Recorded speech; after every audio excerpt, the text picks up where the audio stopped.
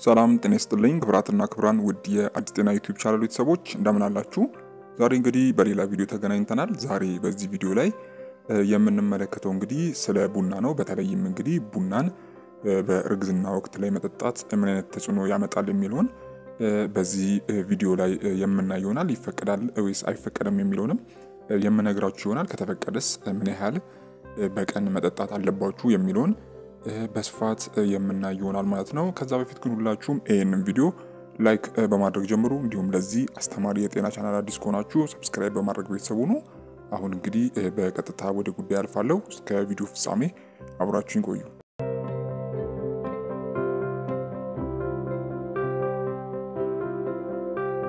እሺ ተመልካቾች እንግዲህ በእርግዝና ወቅት ከሚመጡ ለውጦች ጋር ተያይዞ የተለያዩ ምግቦችንና መጠጦች ላይ ጥንቃቄ መደረግ ይኖርበታል። ከነዚህ ውስጥም እንግዲህ አንዱ ቡና ነው ማለት ነው። እንግዲህ ቡና እጅግ በጣም ጠቃሚ ከሆኑ መጠጦች መሃል አንዱ ቢሆንም በእርግዝና ወቅት ላይ ግን ከመጠን በላይ ሲሆን አሉታዊ ተጽዕኖ ያመጣል። በተለይም እንግዲህ በጽንሱ ላይ የጤና ችግር ሊያመጣበት ይችላል። እንግዲህ ቡና በእርግዝና ወቅት ስለሚያመጣው ተጽዕኖ የተረጋገጠ ነገር የለም። ስለዚህ በየቀኑ የምትጠጡትን የቡና መጠን መገደብ አስፈላጊ ይሆናል ማለት ነው። ሌላው እንግዲህ ጡት በማጥባት ላይ ከሆናችሁ ከሁለት ሲኒ ቡና በላይ መጠጣት የለባችሁም።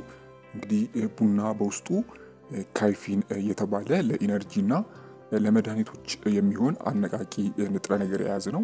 እንግዲህ ካይፊን በቡና ሳይሆን በተለያዩ ነገሮች ላይ ቢኖርም ትንሽ ጠንከር ብሎ ግን የሚኖረው ቡና ላይ ነው። ስለዚህ ቡና በውስጡ ካይፊን የተባለ ለኢነርጂና ለመድኃኒቶች የሚሆን አነቃቂ ንጥረ ነገርን የያዘ ነው ማለት ነው። ስለዚህ በእርግዝና ወቅት በቡና ውስጥ የሚገኘው ካይፊን ምን አይነት ተጽዕኖ ያሳድራል የሚለውን ስናይ እንግዲህ ቡና የደም ግፊትንና የልብ ምትን በሰውነት ውስጥ ያለውን የሽንት መጠን በትንሹ ይጨምራል። እንዲሁም የመረበሽ ስሜትን፣ የምግብ አለመፈጨት ችግር ወይም ደግሞ እንቅልፍ እምቢ እንዲላችሁም ሊያደርግ ይችላል ማለት ነው። ቡና በተለይም እንግዲህ በእርግዝና ወቅት ለቡና በጣም ስሜታዊ ልትሆኑ ትችላላችሁ። ምክንያቱም እንግዲህ ቡና ከጠጣችሁ በኋላ እርጉዝ ካልሆኑት ይልቅ ለነፍሰ ጡሮች ሰውነት ውስጥ ለማጽዳት ብዙ ጊዜ ሊወስድ ይችላል። እንዲሁም እንግዲህ የማቅለሽለሽ ወይም ደግሞ የማስመለስ ስሜትም እንዲሰማችሁ ሊያደርግ ይችላል ማለት ነው። እንግዲህ በእርግዝና ወቅት ቡና ስትጠጡ ካይፊን በፕላስተር በኩል ወደ ልጁ ወይም ደግሞ ወደ ጽንሱም የሚያልፍ ይሆናል ማለት ነው። ስለዚህ ቡና ስትጠጡ ለእናንተ ብቻ ሳይሆን ተጽዕኖ ልጁም ላይ የሚሆን ይሆናል ማለት ነው። እንግዲህ የተረጋገጠ ባይሆንም በጣም ብዙ ካይፊን ወይም ደግሞ በጣም ብዙ ቡና መጠጣት የጽንስ መጨናገፍ ሊያስከትል እንደሚችል ሰምታችሁ ይሆናል። እንግዲህ አንድ ልጅ በማህፀን ውስጥ ከ20 ሳምንታት እርግዝና በፊት ሲሞት ወይም ደግሞ ያለ ጊዜው መወለድ ማለትም ከ37 ሳምንት በፊት መወለድ እንዲሁም ዝቅተኛ ክብደት ማለትም የልጃችሁ ክብደት ከ5 ኪሎ ግራም 8 አውንስ በታች ሲወለድ ቡና ከመጠን በላይ ከመጠጣት የመጣ ሊሆን እንደሚችልም የሚወራ ጉዳይ ነው። ይህም እንግዲህ የመጣም ወይም ደግሞ በጥናት የመጣ ጉዳይ ነው። ነገር ግን በዚህ ዙሪያ ላይ ምንም አይነት የተረጋገጠ ነገር የለም። ስለዚህ በቀን ከአንድ ሲኒ ቡና በላይ ባትጠጡ ይመከራል ማለት ነው። እንግዲህ ከቡና በተጨማሪም ሻይ፣ አንዳንድ ለስላሳ መጠጦች እንዲሁም ቸኮሌት እና አንዳንድ መድኃኒቶች የመጠኑ አነስተኛ ቢሆንም በውስጣቸው ካይፊንን ይዟል። እናም እንግዲህ ከቡና በተጨማሪ እነዚህን መጠጦች የምትጠጡ ከሆነ በሰውነታችሁ ውስጥ የሚኖረው የካይፊን መጠን ከፍ ያለ ይሆናል ማለት ነው። ስለዚህም ጥንቃቄ ልታደርጉ ይገባል ማለት ነው። ማለትም በጣም ብዙ ቡና በጠጣችሁ ቁጥር ከዛም ጋር ተያይዞ ሻይና አብራችሁ ቸኮሌቶችን የምትበሉ ከሆነ የካይፊን መጠን በዛ ስለሚል ይህንን ጉዳይ ትኩረት ሰጥታችሁ ማመጣጠን የሚያስፈልግ ይሆናል ማለት ነው። እንግዲህ አንዳንድ የኃይል መጠጦች ከፍተኛ መጠን ያለው ካይፊንን ይይዛሉ። ለምሳሌ ባለ 24 አውንስ የኃይል መጠጥ እስከ 500 ሚሊግራም ካይፊንን ሊይዝ ይችላል።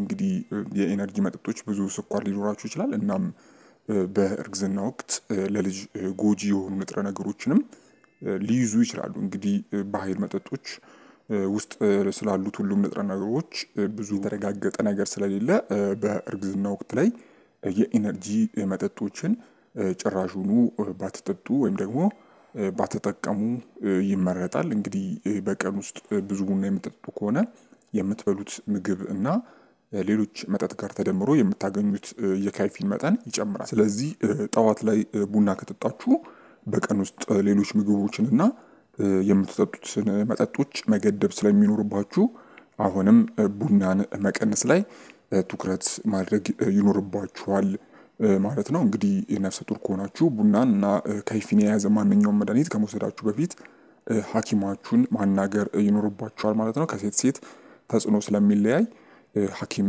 ብታማክሩ ይመረጣል ማለት ነው። እንደ አጠቃላይ ግን በቀን ከአንድ በጣም በዛም ከተባለ እስከ 2 ሲኒ ይፈቀዳል። ስለዚህ በዚህ አይነት መልኩ መሆን ይኖርበታል ማለት ነው። ዋነኛው ነገር ግን ሐኪማችሁን ማናገር ይኖርባችኋል ማለት ነው። እንግዲህ ጡት በማጥባት ላይ ላላችሁ እናቶች ደግሞ የጠጣችሁት ቡና ወደ ልጁ ስለሚሄድ ለልጃችሁ እንቅልፍ አስቸጋሪ ሊሆንበት ስለሚችል የቡና አጠቃቀማችሁንም በመጠኑ ልታደርጉት ይገባል ማለት ነው። ስለዚህ በዚህ መልኩ ከቡና ያላችሁን አጠቃቀም ልታስተካክሉ ይገባል ማለት ነው። እንግዲህ ለዛሬ ነበር። በዚህ ቪዲዮ ላይ ጠቃሚ መረጃ እንዳገኛችሁበት ተስፋ አደርጋለሁ። ሀሳብ አስተያየት ካላችሁ እንዲሁም ጥያቄ ካላችሁ በታች በኮሜንት ማስፈራሪያ ላይ ማስቀመጥ የምትችሉ ይሆናል ማለት ነው። በቀጣይ በሌሎች ቪዲዮዎች እንገናኛለን። እስከዛው በያላችሁበት ሰላም ያብዛላችሁ። ደህና ሁኑ። ቻው